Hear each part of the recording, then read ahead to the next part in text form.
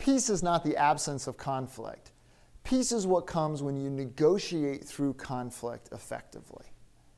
I want to spend some time with you today and talk about the conflict continuum, all the different processes that both society and organizations use to manage and resolve conflict that is inherent to everything that we do.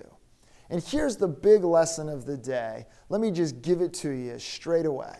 And that is that negotiation is the fundamental skill that will get you through a moment of conflict. Negotiation are like the skates for the ice skater or the paints for the painter. If you want to become more effective at dealing with conflict, become a master negotiator. Let me demonstrate this to you. The most common response to conflict, whether it be in society or in an organization, people tend to just want to avoid it. And avoidance is so common because it's so comfortable for us. It's much easier to avoid it than to take it head on and to try to deal with it in some way. But avoidance doesn't work. Many times that conflict will fester and it will evolve and it will grow into something bigger. And so we have to deal with it. So one of the ways in which we deal with conflict is to simply go talk about things. It's a very effective way to deal with conflict. Many times a simple conversation can help overcome a miscommunication or perhaps a misunderstanding between people. But sometimes that doesn't work. Sometimes there really is a clash of ideas, or there really is a limitation of resources. There really is a fundamental disagreement. There's a conflict that has to be dealt with. One of the ways that we can deal with it is to simply enter into this strategic communication process. And many times that is what will get it done. Simply go negotiate. But there are moments where, because of the nature of the relationship or because of the circumstances, it requires a more formal process. And so I want to talk about a few of those. One is mediation. Mediation is simply a facilitated negotiation where a third party comes to help people negotiate through a moment of conflict.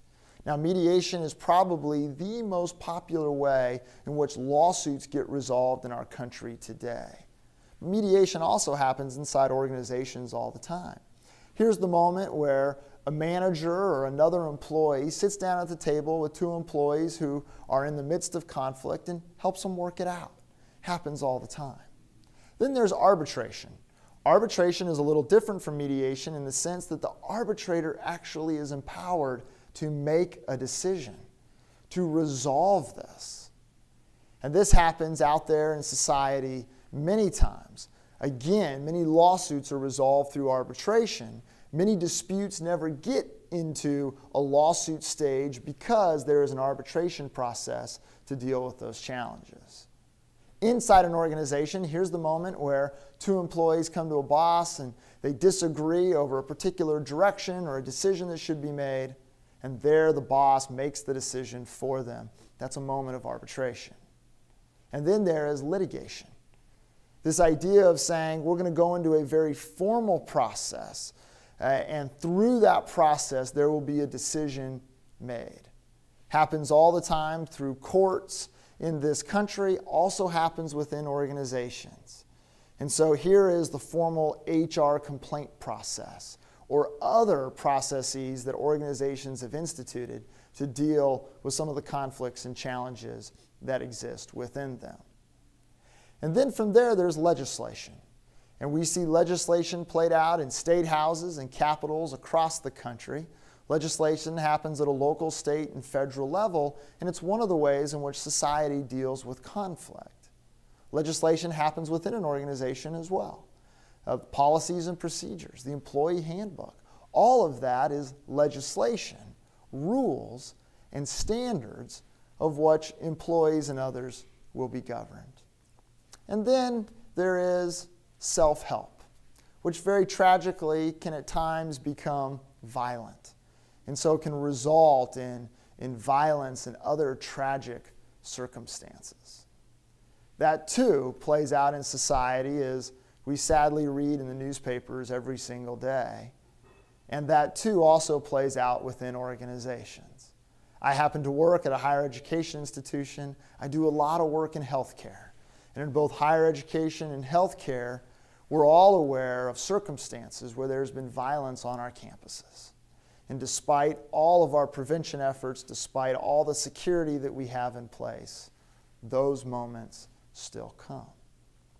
So as we think about dealing with conflict, as we find ourselves caught in these moments, how is it that we can be most effective in creating peace? And that's through negotiation.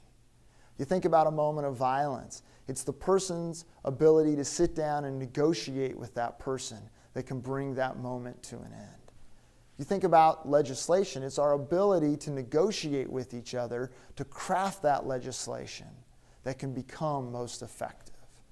You think about litigation. Well, the reality is that 98% of lawsuits in this country get resolved through some other process of which negotiation is the foundation of it. Arbitration and mediation, those are processes where negotiation is fundamental in terms of how they're set up, but also in terms of how they're carried out.